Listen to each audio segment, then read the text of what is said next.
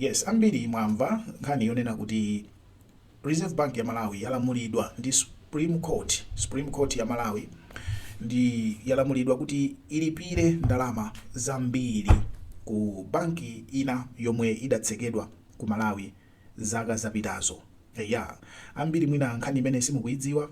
Nkhani ndiyonena kuti ku Malawi kudali banki ina yotchedwa Finance Bank, ndipo banki imeneyi idapezeka kuti inkaphwanya malamulo kapena akagwiridwe ka ntchito ka mabanki nthawi imeneyo mu chaka cha 2005.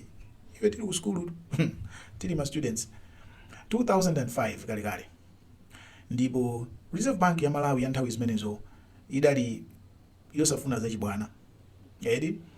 Ngati banki inake ikuzembesa forex kaya ikupanga zopanga sabotage zinthu Malawi, chuma Malawi, Reserve Bank idali ndi mphamvu, idali ndi kuthekera kotseka banki imeneyo. Ndipo Reserve Bank ya Malawi idatseka banki ya Finance ndi kuyilanda license yake.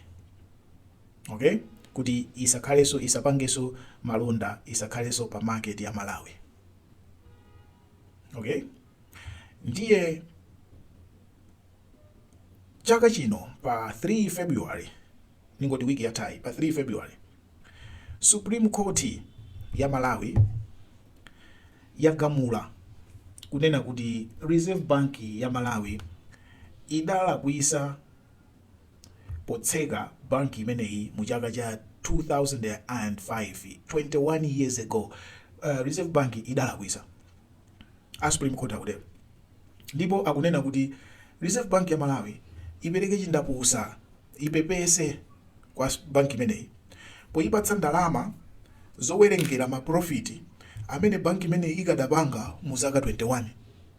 Monena kuti akawerengera ndalama zimene Reserve Bank ikuyenera ipereke ku banki imeneyi ndi pafupifupi 650 billion. 650 billion itengedwe iperekedwe kwa banki imeneyi chifukwa choti idatsekedwa 2005. Reserve Bank omweyo akunena kuti inde bankiyo, Reserve Bank idali ndi mphamvu zowunikira akagwiridwe ntchito kwa mabanki, koma akadatha kugwiritsa ntchito njira ina yopangira punish banki osati kuyitseka yayi. Kuyitsekako it was too extreme. Adaonjeza chilango chimene chotseka bankicho chidali choonjeza. Mwina akadangowapasa chilango china chake chocheperako pang'ono. Reserve Bank Supreme Court amene adero. Malawi tikuvutika kuti tikonze economy yathu, tikuvutika nkhani za budget, tikuvutika nkhani za ndalama.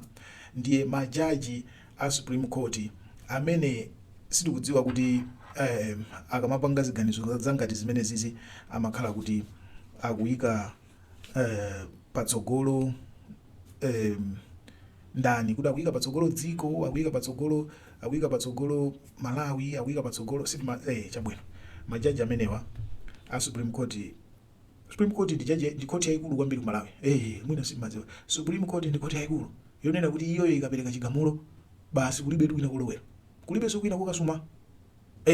Ndi Supreme Court imene ikuli majaji akuluakulu monga chena ajaji Anzikamanda, ajaji Ankandawire, ajaji Akalembera, ajaji Amvundula, ajaji Amatise, ajaji Akapanda, ajaji Achikopa. Supreme Court ya Malawi, the highest court, yagamula kuti boma lilenge 650 billion. Inuyo amene munabadwa 2000 nkhani tangu gani sikukuzani tu 2005 mena ankatseka awawa akupanga zawo kwatsekera, koma leroli 650 billion. Mupereka nawo chifukwa ndi misonkho, mupereka nawo, muyivutikira nawo yetu nangalira popeza ndi Supreme Court yaikulu kwambiri, yaikulu.